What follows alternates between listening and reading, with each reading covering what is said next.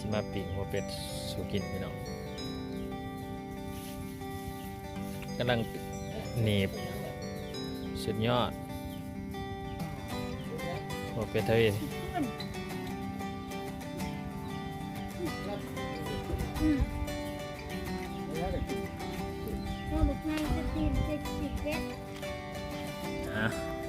เบิ่งกันปีกมา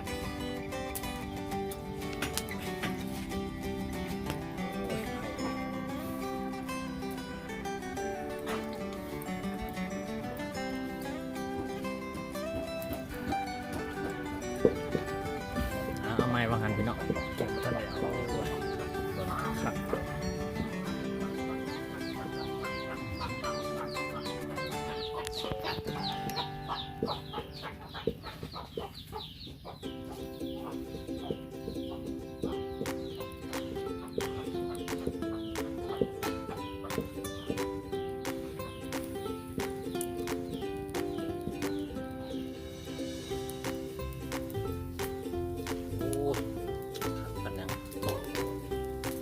กินเสริมในน้อยหนึ่ง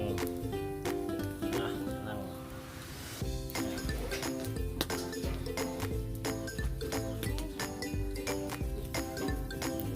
ใกล้แล้วพี่น้องเอ้ยใกล้สิได้กินแล้วอู้จากใหม่น้อยหนึ่งดีงามมันจังหอมดี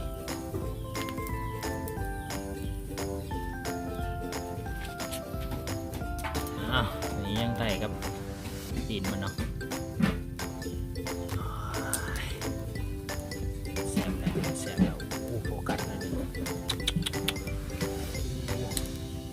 เขียวตึมความคมนี่สิบอยเบาเลยพี่น้องเลยแต่ว่าความแซ่บนี่บ่ทันลองเบิ่งแต่เขียวปันนี้นี่คักเลย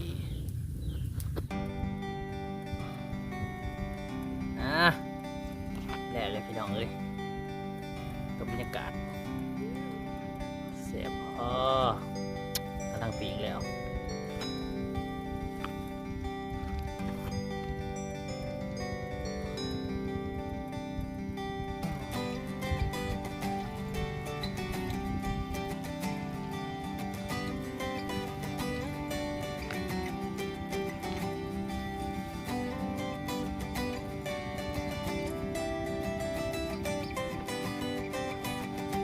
บรรยากาศ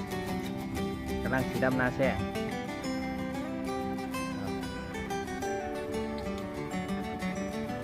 บรรยากาศเรากับ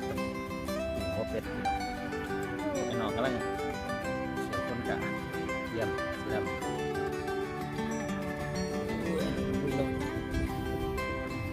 ยันเด็ดของเรา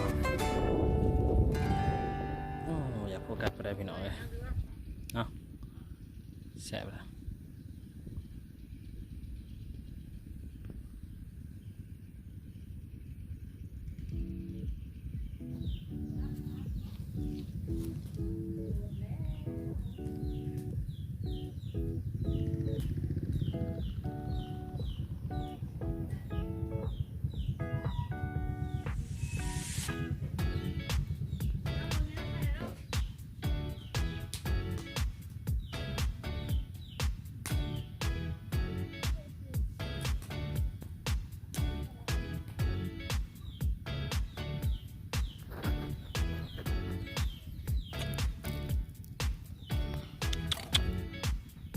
คัก